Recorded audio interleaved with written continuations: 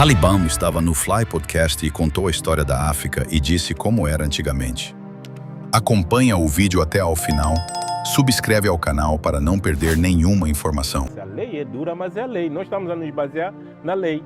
E o presidente da mesa de júri entendeu. Isso é para mostrar o quê? Que a verdade é mesmo para ser dita.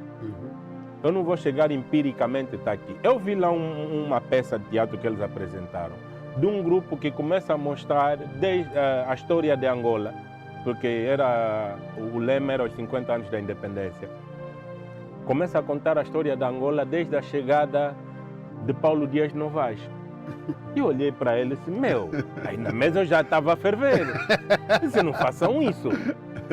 Nessa era, se tivermos que falar da chegada de um português aqui na era da expedição, mas muito antes, já haviam, sim senhor, essa relação entre a África, Europa, a Ásia, a América, já existia, desde a era antes de Cristo.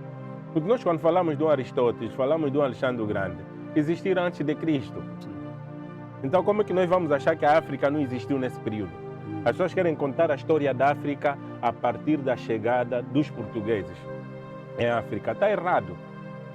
Porque a própria Bíblia, que é o livro dos mais antigos, está a nos provar claramente que o rei Salomão, que é um dos descendentes de Jesus Cristo, da linhagem dele, que viveu tantos anos antes do nascimento de Cristo, conheceu a rainha de Sabá, que era da Etiópia.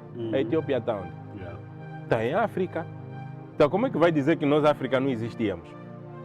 O Egito, que recebeu José, recebeu Moisés, anos depois o próprio Abraão também vinha. Estou a falar do Antigo Testamento. Está onde? Não está na África. Ficou bem melhor Ficou assim. bem melhor assim. Cientista Kikwanga, Neitumiluco, ou seja, virou funge. Desculpa te cortar, meu velho. Uau. As pessoas querem contar a história. Lá embaixo não tem mais Kikwanga?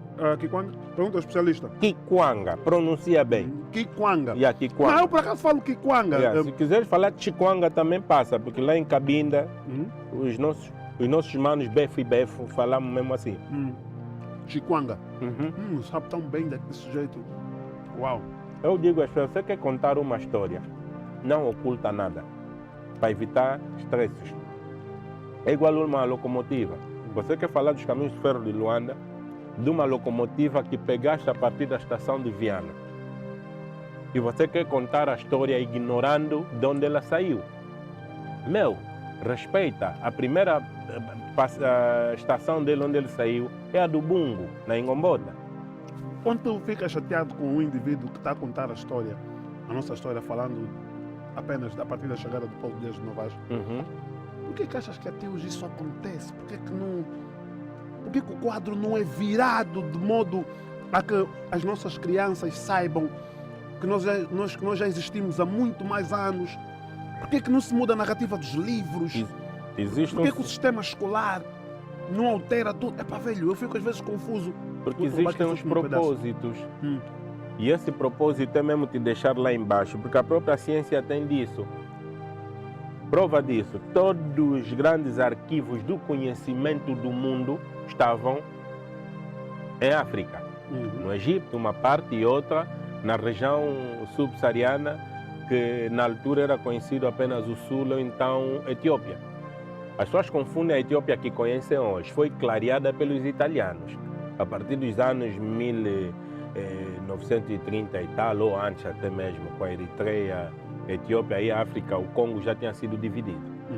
Então, eu estou a olhar para ele, estamos a discutir, não, a colonização. Você não pode assumir em nenhum momento que o português veio para Angola já para te colonizar, não é verdade? A colonização teve um período. Quando é que o Congo foi dividido? A Conferência de Berlim foi em 1884 e passou também uma parte de 85. Foi quando dividiram o Congo ou então a África.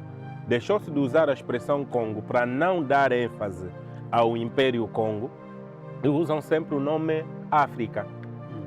Porque antes desse período, antes da chegada do português, a África só era chamada em duas partes, norte e sul. Se tiveres que falar do norte, é Kemet, Egito. Se tiveres que falar do sul, é Etiópia. Ou então o Império Congo. Era só isso.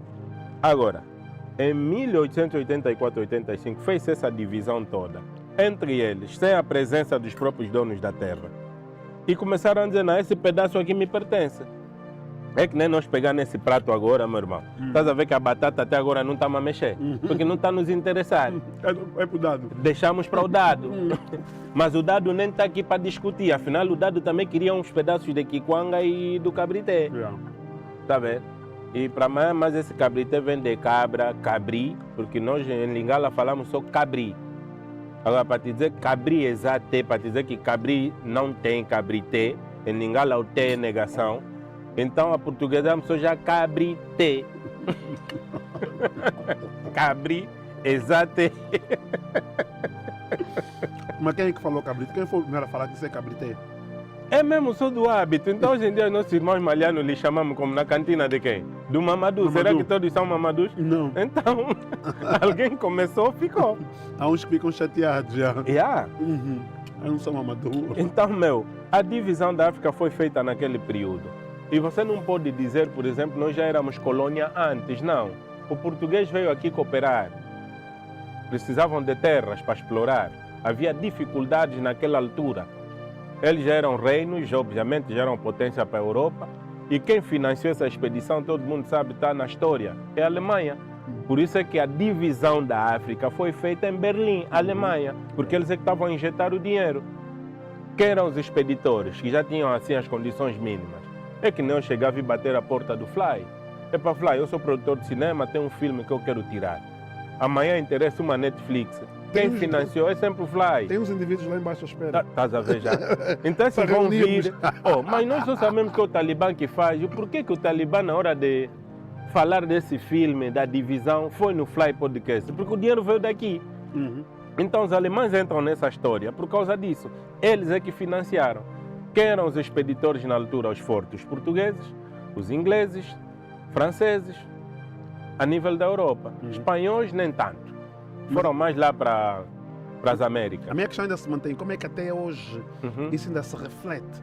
O facto de quererem contar a história com o início da nossa história com a chegada deles? É a questão de entendermos a superioridade, supremacia. Ok.